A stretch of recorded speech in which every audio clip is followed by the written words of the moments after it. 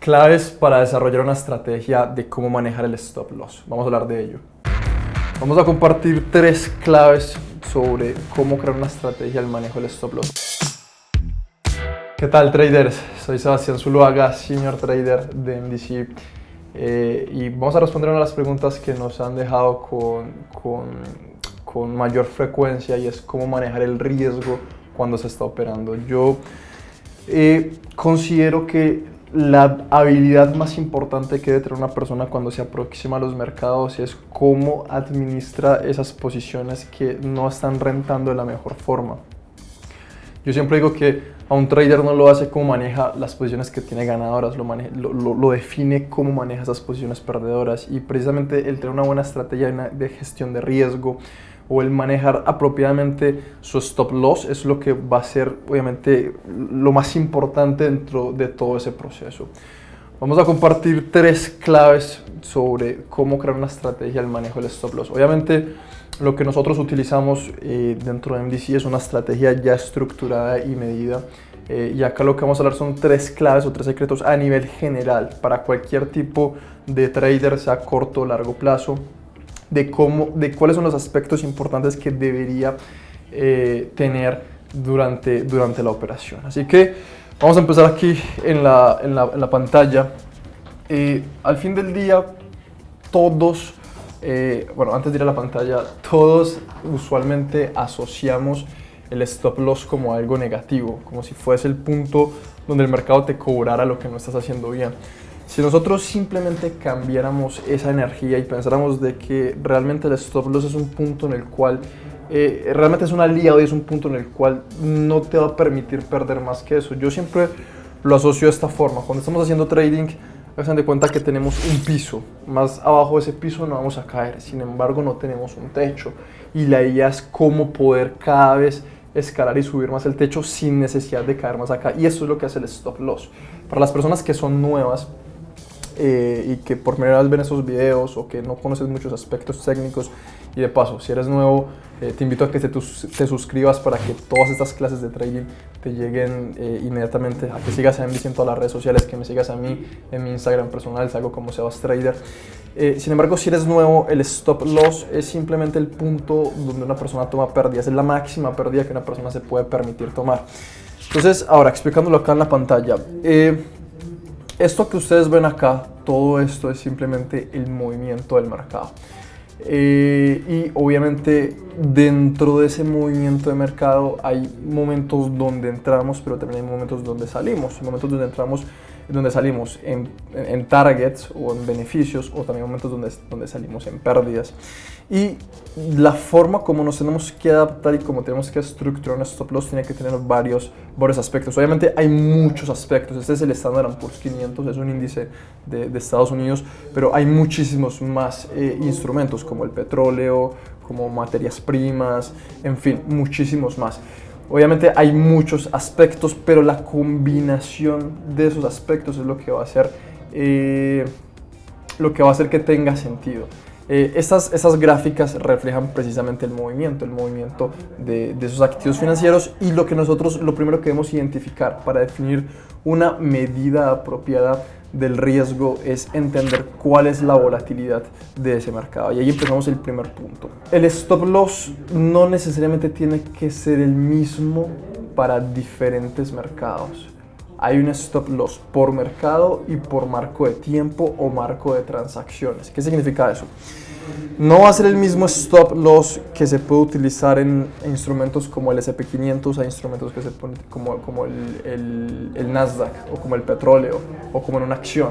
Van a ser medidas completamente diferentes. ¿Y por qué? Porque la naturaleza de ese movimiento va a ser diferente. Entonces, para una persona que recién está empezando y que quiere hacer una estrategia que funcione, realmente todas las medidas o todas las decisiones que tiene que hacer deben ir de acuerdo a la volatilidad y a las condiciones que tiene ese mercado en particular. El Standard & Poor's 500 tiene una particularidad, es que ustedes lo pueden ver, es un mercado que tiene un movimiento bastante fluido, a pesar de que tiene volatilidad, es el que más volumen tiene dentro de los futuros. Sin embargo, la volatilidad es una volatilidad que no es ni muy baja ni tampoco es extrema. a no ser que hayan movimientos de noticias, por lo cual el movimiento es bastante fluido, muy diferente a otros activos financieros. Entonces, lo primero, para desarrollar una buena estrategia de gestión del riesgo, ¿para cuál instrumento vas a desarrollar esa gestión del riesgo y cuál es la personalidad de ese instrumento? Número 1. Número 2, ¿cuál va a ser el marco de análisis que vas a tener? Me explico. No va a ser lo mismo para una persona que ve un gráfico diario donde todo esto es simplemente una barra, a una persona que está viendo los detalles, como lo hacemos nosotros. Entonces, para una persona que ve, no sé, el mercado en gráficos de 5 minutos, la medida del riesgo tiene que ser diferente que para una persona que ve el gráfico en 30, 40 o 50 minutos. O en ticks, nosotros operamos basados en barras ticks. Si no saben qué son barras ticks, abajo en la descripción van a encontrar un video donde explicamos cómo operar con barras ticks, donde básicamente una persona que tenga unos gráficos de, no sé, de 2000 transacciones va a ser diferente el manejo del riesgo de una persona que tenga gráficos de 8000 o 9000 transacciones, porque obviamente en la volatilidad se va adaptando de acuerdo al marco de referencia que tengamos, sea tiempo o transacciones. Entonces, número 2, ese stop loss, después de ser adaptado al mercado, tiene que ser adaptado al marco de tiempo que estás viendo ese mercado. Y el secreto número 3, mientras más largo o más extensas a las posiciones, de hecho, mientras más beneficio una persona quiera estar buscando, mayor va a ser lo que se tiene que arriesgar.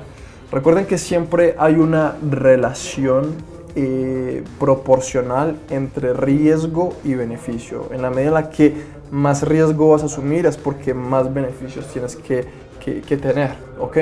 Cuando una persona trata de siempre buscar beneficios muy grandes arriesgando muy poco, lo único que esto va a suceder es que de cada 10 veces va a estar en lo correcto 1 o 2 veces, y se lo explico por qué.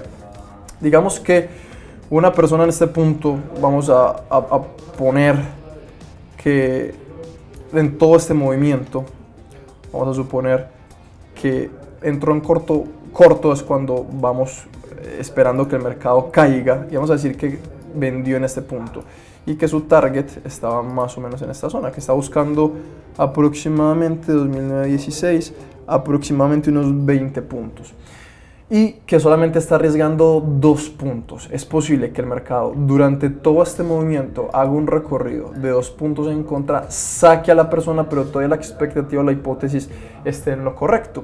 Caso diferente a si obviamente si va a arriesgar, o si va por 20 puntos, si va a arriesgar un poco más, que tenga una relación beneficio-riesgo de 4-1, 3-1, es decir, por 20 puntos que busco voy a arriesgar 4, voy a arriesgar 5, en fin, algo que sea más proporcional. El problema que yo veo en muchos de ustedes, en muchos de los traders que llegan continuamente a MDC, o que, bueno, no necesariamente que llegan, pero que llegan haciendo preguntas, es que piensan del mercado de una forma muy errónea, y es que creen que el mercado siempre tiende a un equilibrio y tú no eres rentable porque ganes la gran mayoría de las veces simplemente, o no eres rentable porque cuando ganes 20, 30 veces de lo que ganas cuando pierdes, más de lo que pierdes o lo que arriesgas, porque siempre va a tender a llegar a un equilibrio. Dentro del manejo del riesgo tiene que haber una proporción entre cuánto estás buscando por cuánto estás arriesgando. Y normalmente cuando buscas siempre a priori ganar 8, 10, 12, 15 veces a lo que estás intentando arriesgar, ojo, también puede ser rentable, pero tienes que estar aceptando de que vas a acertar entre un 10, 15% de las veces a lo sumo. ¿Qué quiere decir eso? Que de 10 trades, de 10 posiciones vas a perder 9 a ganar 1. Y el capital emocional que una persona agota operando de esa manera es muy alto, y al ser tan alto no te va a garantizar que realmente vas a hacer un buen proceso. Así que obviamente hay muchos aspectos mucho más profundos, y esto es una clase introductoria y general de cómo se maneja el stop loss. Déjenme saber en los comentarios qué preguntas tienen y qué tal le parece. Sin embargo, hay mucho más, porque el manejo del riesgo es un arte, y es de llevarlo paso a paso, Hay quienes simplemente manejan el riesgo detrás de áreas importantes, hay quienes de acuerdo a números de transacciones que van pasando, obviamente se tiene que adaptar, pero toda estrategia de riesgo tiene que resumir o condensar estos 3 puntos. Número 1, tiene que estar adaptado a la personalidad del mercado, ¿ok? Recapitulando todo. Número 1, tiene que estar adaptado a la personalidad del mercado.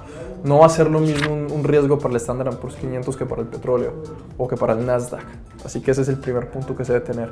Número 2, debe estar de acuerdo al marco de transacciones o de tiempo. Yo sé que la gran mayoría de ustedes lo ven marcos de tiempo que estás viendo el mercado. Para marcos de transacciones como lo hacemos nosotros, que es en barras ticks, también tiene que estar de acuerdo a ello. No es lo mismo si estás viendo el mercado en 200 transacciones a 2000 transacciones.